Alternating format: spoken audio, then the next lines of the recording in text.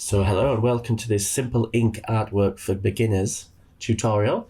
I'm going to be doing two really nice little simple art pieces here that combine soluble and non-soluble or waterproof inks.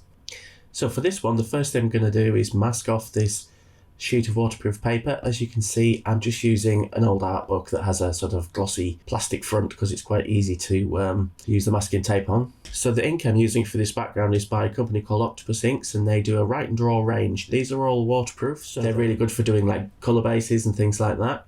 So to put this wash on, what I've done is I've tilted the book up a little bit, maybe just 5 degrees by putting something at the front, and then I'm starting at the top and then trying to keep a wet edge as I paint down the paper. Now, I didn't do this really that well. I mean, I should have been using a bigger brush that could hold a lot of ink, and then you could almost do it in one real simple wash from the top to the bottom. So I'm having to go back on and just neaten it up a little bit there.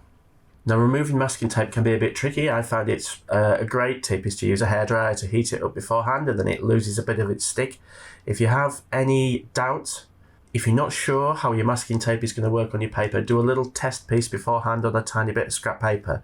Some papers are quite soft and they will tear.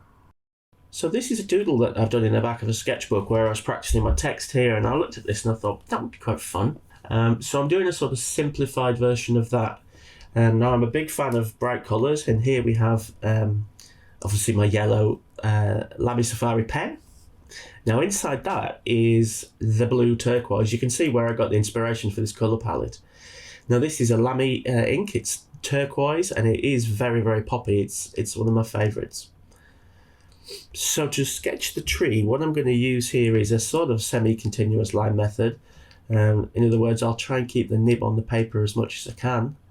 But obviously I'm not doing it religiously. Purposely I'm going outside of the block. Now the reason why I'm doing that is because I want a little bit of the highlight of the blue ink. Obviously the blue ink over the top of the yellow waterproof Octopus ink is going to look slightly green, but as it spills out of that yellow block, it's going to go slightly bluer. Now in retrospect, it would have been nice maybe just to put a block on one side here and do the tree half in the blue and half in the green with the yellow block behind it. But that's the great thing about these sort of methods, is they're dead quick, and once you've done one and you understand the principle, you can replicate it again and again very easily. And that's the sort of fun of these simple little almost like graphic illustrations really. So I've got in my head roughly where I want the shadows to be, and I'm just basically outlining the zones, putting a few little details in here of sort of leaves just to suggest some foliage, but not being too specific.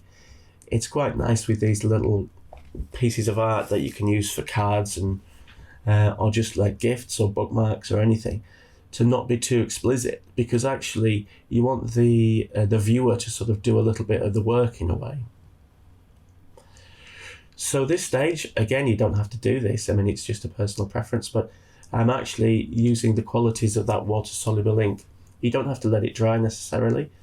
I'm just using a simple little brush, and I'm sort of toning in some areas here. Now, I've done some quite extensive videos on this technique for line and wash and urban sketching, which you can check out on my channel.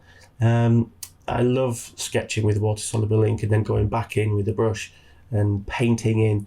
And then after that's dry, you can go back in with the pen again and just firm up certain areas that have gone a bit soft. And it's a wonderful technique. And one of the real benefits of it is if you go anywhere, all you need is a sketchbook, a little bit of water, a brush and a pen. You don't actually need to carry paints with you. And then I'm going back in just to add a little bit more detail into the tree, into the more solid bits of the sketch that I want to try and keep as a sort of contrast.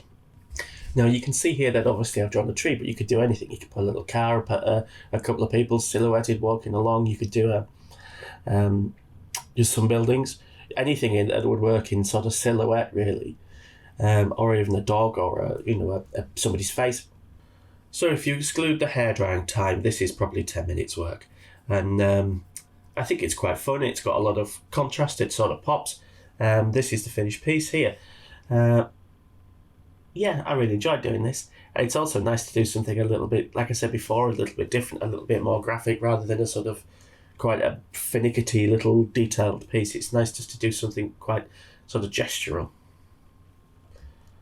Again, some Write and Draw ink, which is the waterproof black ink from Octopus here.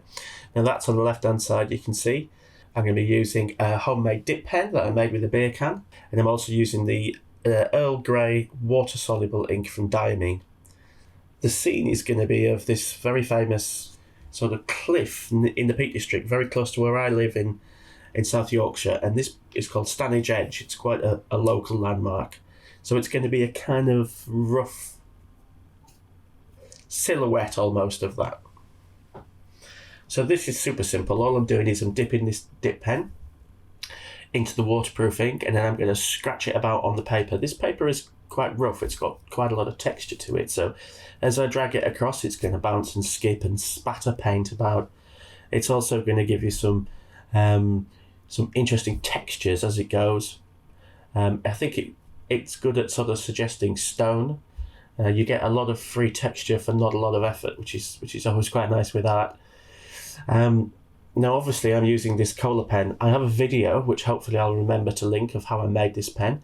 They're very simple to do and a lot of fun to make, but honestly, you could use anything. You could use a fountain pen, you could use anything that you could put waterproof ink in, or just a brush. One of my favourite tools for sketching is a stick, and I literally mean a stick. You know, go on a walk and find a stick roughly the size of a pen. It can be uneven shaped, it could be quite neatly shaped, but just dip it in the ink and play with it, and you'll make all sorts of wonderful marks. I know a lot of artists that paint exclusively with sticks, and they do some amazing stuff. Okay, so once that's hair dried, what I'm doing here is I'm applying a layer of water. Now, when you put water on like this and then drop ink in, you sort of float the ink over the surface, and it does all sorts of wonderful magical things.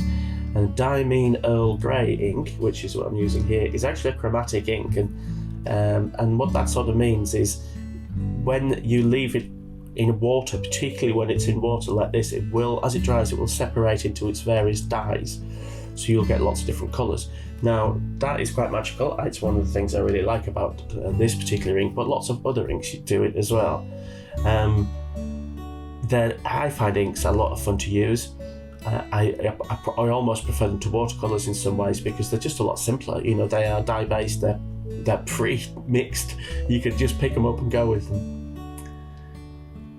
So here is the finished piece, and this is in its wet form. It's not quite dry yet. You can see there's an interesting mixture of the soft texture of the clouds where the ink's been sort of floated out there, and also you can see the harder texture that the Cola pen brings to the sort of game there. So you can see here is the final piece. This Earl Grey ink is amazing. It does all sorts of wonderful things, and I've been using it for years. It's a lot of fun. I hope you like that, and you can sort of see what I'm trying to do there. So if you enjoyed this ink artwork fest, there's going to be more ink stuff coming up. It's great for beginners. I think personally it's less intimidating than watercolours. Let me know what you think. So thanks for watching. We'll see you next time. Bye bye.